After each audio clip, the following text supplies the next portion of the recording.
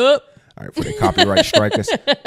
So I'm pretty sure this is funny because we kind of got caught into this, but we didn't really stay on it. No, we did not. We had seen, if you listen to our show in the past, right, last year, we talked about Blake Lively and her interview that she did where she like made the interviewer uncomfortable and said some things about pregnancy that I guess the woman couldn't have kids or something. Yeah. So she was like, they portrayed her as a mean girl during that time. Mm-hmm. According to that, it was actually a coordinated attack from her co-host from the movie It Ends With Us. Is that what it is? Yes. Justin Baldoni. Justin Baldoni.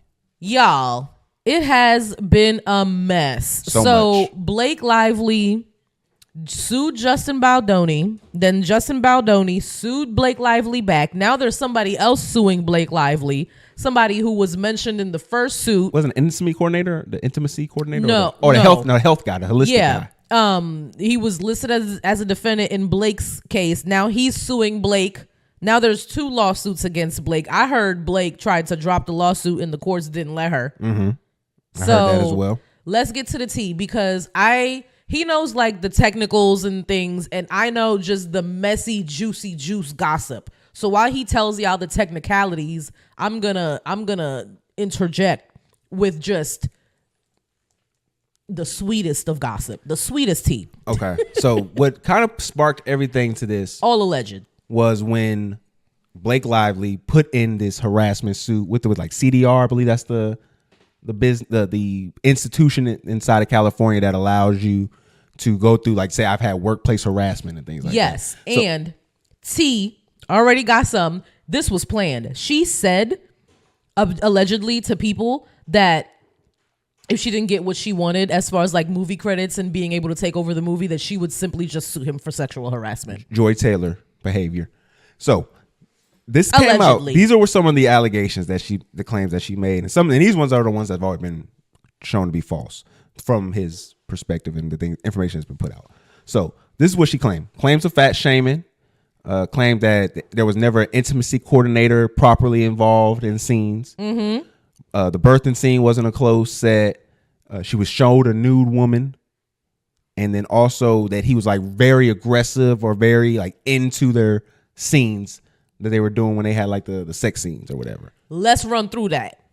So the first thing was the fat shaming. She gave birth a couple months before this movie started. She was the one who kept bringing it up over and over and over again, her weight, and that she wanted to lose 20 pounds and she wanted to move like the intimate scenes and the body shots to the end of the shooting schedule so that she could lose the weight. Justin in the text messages dislikes that text where she says that she wants to lose weight and she doesn't feel confident about it. And he only encourages her to be confident about her body. What's the second one? The next one was the lack of an intimacy coordinator. There was an intimacy coordinator. She refused to meet with. Justin continuously met with. Justin wanted her and encouraged her to meet with. She refused. She didn't end up meeting with him at the end, though, before the scene started. She did, okay. She did end up meeting with the coordinator. Also, the birthing scene wasn't a closed set. He, on his website, shown documents that it was actually a closed set. Mm-hmm. People there were the people who were supposed to be there, that everybody was cool, and that she was aware of that. And there was actually text messages of her saying how the scene went great. Yeah. And then there was also an incident where she says that he walked into her dressing room while she was breastfeeding. Mm-hmm. And then the text messages show that she invited him into the dressing room while she was breastfeeding. Mm-hmm. And there was a meeting that was supposed to be going on and she was just like, but just come here instead. Also, too, when she said that she was shown a nude woman, the nude woman was the other person. It was one of the intimacy coordinators' wife after she had the baby. And you could see nothing. It was just like a quick picture of where her like holding the baby in the hospital. You see him holding her and then her holding the baby. Come on now. So that was what they said with that. So when it comes to find out, when you kind of get into the story, and like I said, we're going to just try to simplify the story for y'all. Yeah, and just to give y'all the juicy tidbits. So this is what it seemed like was going on. So this Ends With Us movie, basically, it comes from a book. Justin got the okay from... Like Colleen, I don't know her last name, Colleen Hoover, I think.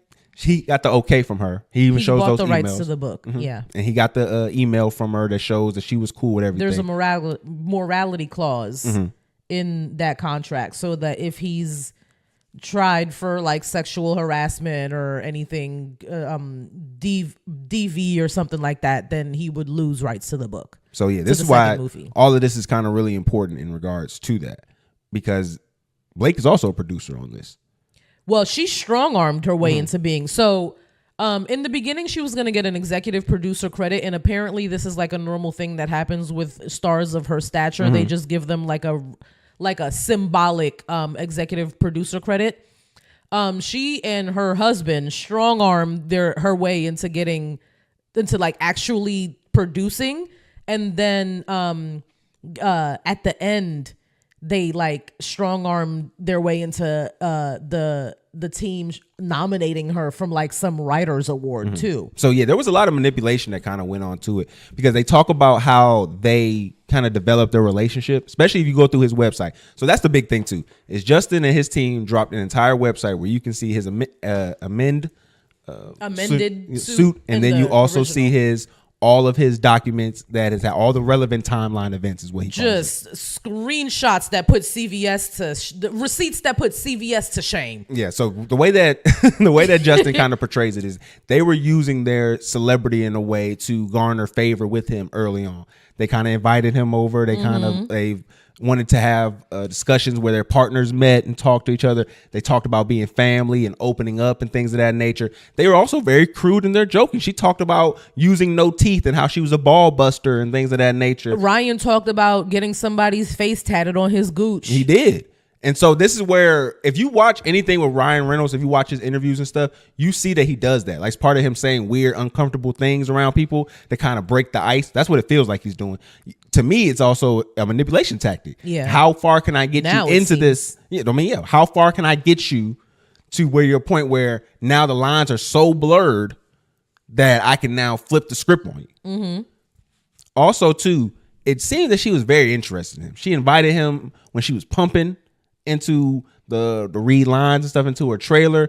There was just a behavior of which I could see they were setting him up, that if he didn't acquiesce to their demands, they were going to turn those events around. And then that clip, you saw that clip where they were doing that, like, it wasn't a super intimate scene, but they were like very close to each other. They were slow dancing. They seemed like they were about to kiss. It was very romantic and intimate.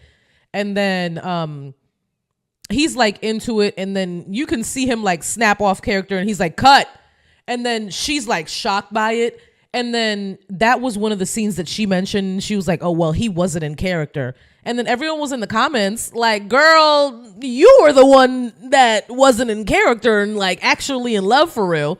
Yep. And then hold on, that voice note that he left her, he was like, hey, baby, I know you're sleeping right now. Like, I was like, this is sexually charged, okay?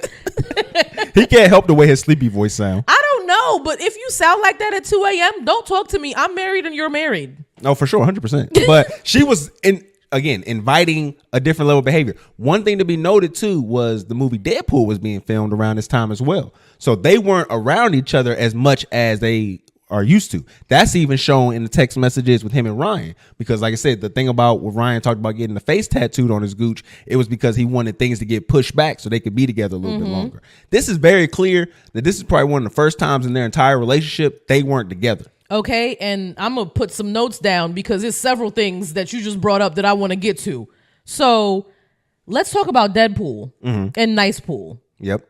So there was a character in there that, if y'all noticed, there was a Nice Pool character. His hair, the way that his beard looked, it was very similar to Justin and his appearance. There's also a deleted scene with a joke that is so on the nose where he talks about creating a female feminist podcast, which Justin does have. Okay, and then there's another joke about pool dog, dead dog. And then he's like, you got to keep an eye on her because she tries to find a new papa as soon as somebody else is in sight, don't you? That would have been my Blake thing. And then that was definitely about Blake, because did you see the promotion interviews that he did with Hugh Grant and his mother? And he was like, why were you trying to replace me as Blake's husband? And why were you trying to replace me as Hugh's best friend? And that was it.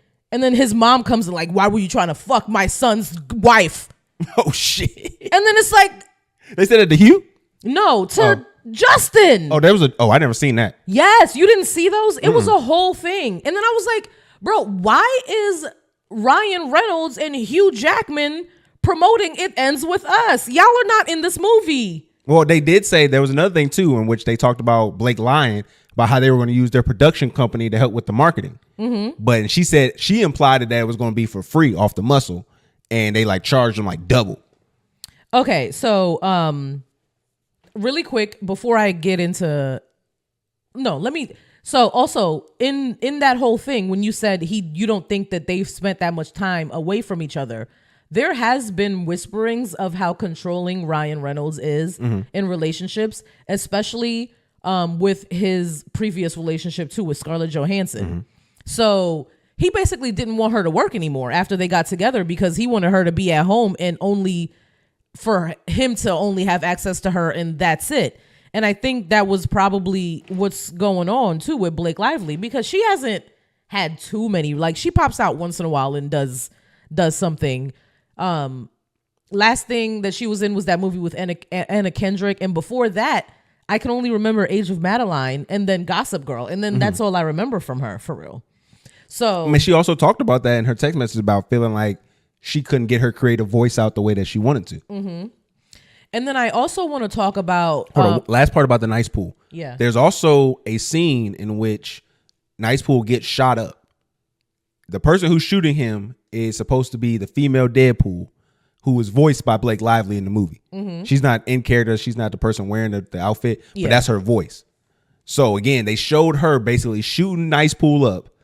And the fact to think about this individual, and I think this is important to put in character, to be this kind of psychopath that's going to use $1 billion movie to bully or shit on and intimidate a person from allegations you're going to make in court shows the kind of like thought that how I'm untouchable these folks thought they were. Yes, they definitely think they're untouchable, because do you know what Blake refers to Ryan and Taylor Swift as?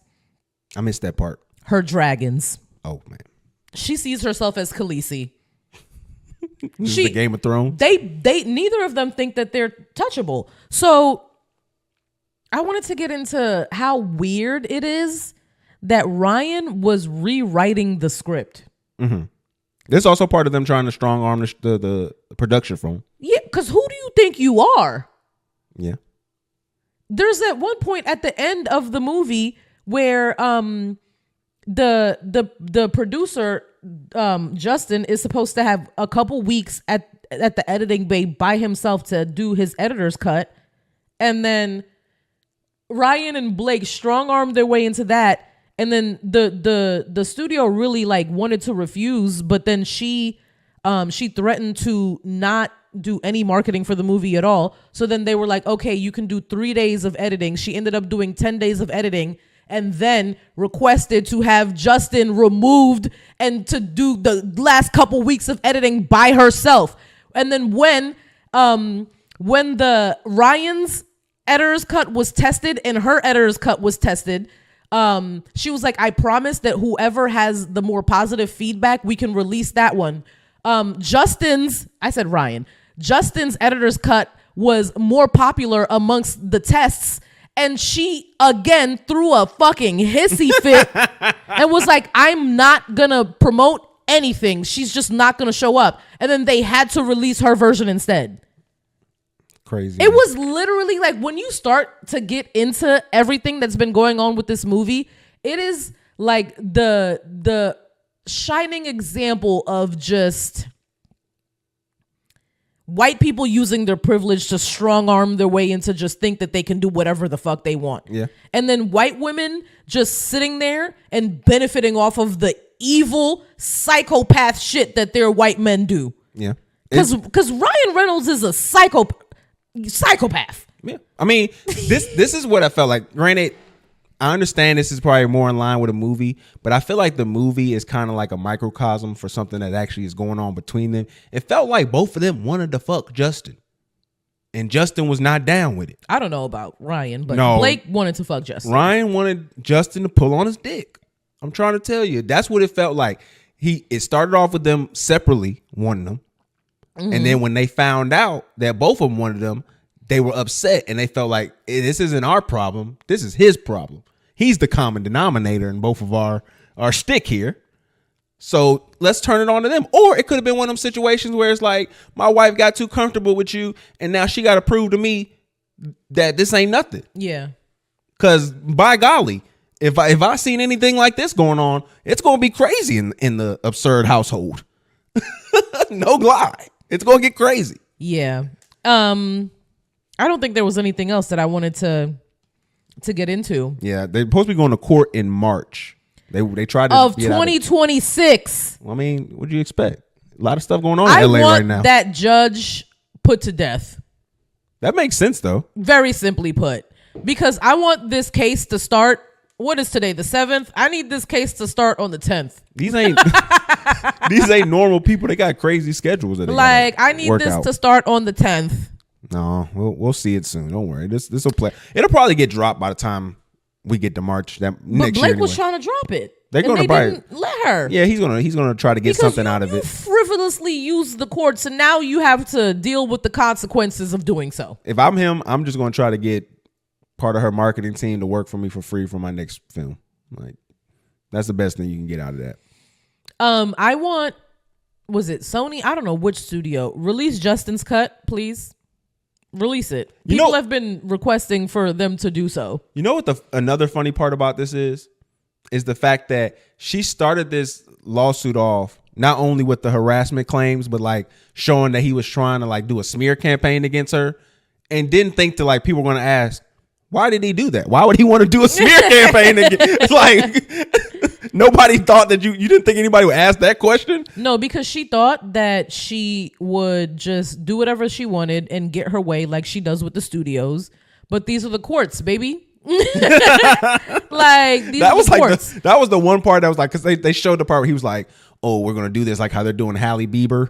This is what we're going to do. Yeah, we're going to give her the Hailey Bieber treatment. And I'm just thinking to myself, like, okay, you don't think anybody's going to ask why? But whatever. And then he literally showed receipts of you putting him and his entire family in a basement for the premiere after you banned him from going to the premiere in the first place. And then, I cannot believe I forgot this. She took over the movie's whole wardrobe for her character. Mm-hmm. They had already spent she took over the movie's entire budget for her character's wardrobe. They spent so much more money than they would have if she just would have stuck to the original like stylist and whatever they chose for that character. Mm-hmm. And then paparazzi photos leaked of them recording the movie, and the public had the most horrible reaction to the style that she picked for this lady. And then the studio was pissed off, and Justin got in trouble for it because he's the one that was like, fuck it, you can just go ahead and take over the wardrobe for her. Mm-hmm. Yeah, I mean, that's, again, it's just nasty, especially like too when it's the wardrobe thing where he's like, I guess the word was sexy was being used on set. Yeah, she was like, oh, I want to do the beanie because it's sexy. Bitch, a beanie has never been sexy ever. Like, but to use that against him, to say that he was trying to harass, like that's what I'm saying, where it's just, this shit was all nasty. All you could be naked, beanies on each titty, still not sexy. Sorry. Like, what is that?